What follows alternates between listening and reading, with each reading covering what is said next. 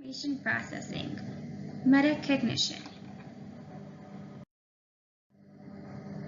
Information processing is where children manipulate, monitor, and strategize with information. As children grow, their capacity for processing information increases. When they're young, they process information at a very low level. As they get older, the amount and the capacity that they can process increases. It increases in speed. Who cares how much it increases and if it increases faster? Because it affects faster manipulation of information. There's a faster process of the information. Over time, children show a change in skills, which includes encoding relevant information, automaticity, which the process information without any effort, and then strategy. They develop the procedure for better processing. An example of strategy: what did I read in the previous paragraph? Let me summarize. So they can strategize how to process better, how they can understand the information in a better way. So over time, their skills in processing change. Metacognition has to do a lot with how people think. They are aware of how they learn, thinking about my own thinking, taking charge of my own learning, generating strategies based on reflection and implementing them. So I'm going to choose a strategy that helps me learn best. Examples of strategies is asking questions that will make one understand their own progress. At the end of a lesson, think about, did I understand the topic? What could I have done better to increase my understanding? Did I comprehend the chapter? Would I have benefited from more concentration? Would I have benefited from focus? Would I have benefited from highlighting as I read? Basically, they're going to go through their own thinking of seeing how I can learn better. Did I use the best strategy that I possibly could? A big part of information processing is memory.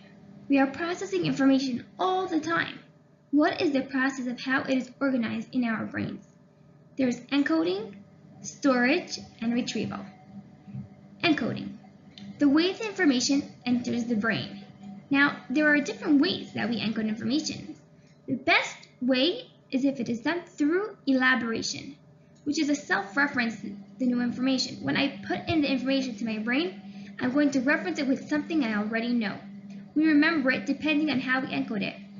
When I learn something that reminds me of something else, I'm going to think, oh, that reminds me about what happened when. Now, the next time I want to remember this information, I'm going to remember it because I stored it, I encoded it in a certain way. When you learn about a theme in science, such as water cycle, connect it to real life. Construct an image, verbal or image codes. Organize: when you hear new information, store it in the right place, like a library, so that it will be easier to find when you're trying to retrieve it. When we think of numbers and streets in order of the numbers, we remember it because it's in the order of the numbers, the streets. This cartoon is showing that they're trying to organize the streets in alphabetical order. No one knows it like that. We know it because we remember it, how we organize it in our brain. Chunking information is also a good way to encode the information. It's easier to remember a phone number when it's split into few digits, 732-123-4896, rather than 159-632-8793. It's easier to remember when you chunk it into smaller pieces of information. Encoding in a song or a chant also is a great way to encode it, and you won't forget it too quickly. Encoding, storage, and retrieval. So now we're up to storage. There are three ways that information can be stored. Sensory is the fraction of a second. Example: a car passes by, you see the license plate, but you don't remember for not even a second. Short-term memory is like 30 seconds to remember. Someone tells you a phone number, you quickly dial that number. You remember for a short term, an address. But short term, if it's rehearsed, then it can get to long-term memory. Working memory is active memory when you're using the information at that time. So if I want to remember a phone number, if I want to remember that information, let me rehearse it in my mind a few times and it will get into long-term memory. Long-term memory is relatively permanent. Now, retrieval: taking information out of storage. So we encoded it, we took the information inside, we stored it, now we need to retrieve it. What we retrieve The most recent is the more automatic. If I just heard that information, I'll remember it more. If I make associations at the time of encoding, it will affect the speed of retrieval. The more elaboration, like we explained, it's easier retrieval. The more organized, the better retrieval.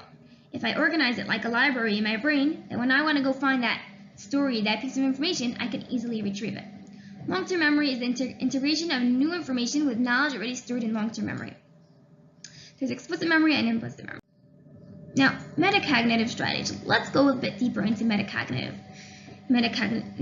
It's direct modeling. As a teacher, we think aloud the strategy or show clear models so that students can understand what it means to think about their own thinking. I'm, let's say, reading a story out loud, and I'm going to predict something in the story, and I'm going to say, I'm making this assumption based on ... based on this what happened. Or, I got to this conclusion after thinking about this and this. Showing the students how I'm wondering if this and this will happen.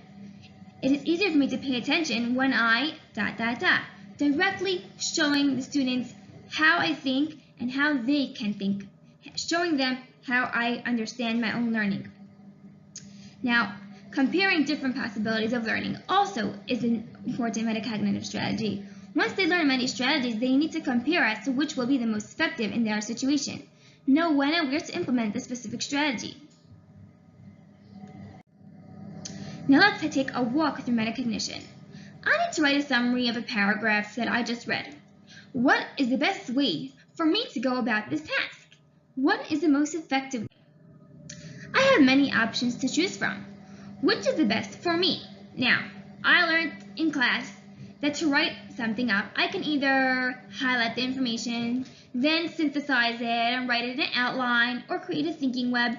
What is the best way for me to go about this writing assignment, taking a paragraph and summarizing it in a few sentences? I don't know. I feel, though, that when writing a summary, I first need to highlight the important points in the story. So I'm going to choose the highlighting strategy. I would use the thinking web for a different kind of assignment, not for a summary though. The strategy is good for a different time, so I'm going to choose highlighting. So now, after I chose this strategy, I need to assess, was this a helpful strategy? What else could I have done to write a better summary? Could it be that when I was reading the paragraph, I could have focused a little better? When the teacher was explaining what happened in the story, I could have focused a little better? Could I have used an outline strategy? Was the highlighting enough? So basically, I'm going to self-assess my strategy and see, did this learning, the way I learned it, did it help me? What are the strengths and weaknesses of this assessment, of this strategy? How am I doing? What is really making me think? How will I know if my work is good? Go through all the different options and self-assess my work. Basically, we went through an example of an assignment that a student had to do and how he used his metacognition. He thought about his thinking to use the best strategy possible for him. And then he self-assessed his work. And if it did not do the best thing, he's going to fix up and choose a different strategy or adapt and change a little bit the strategy that he has.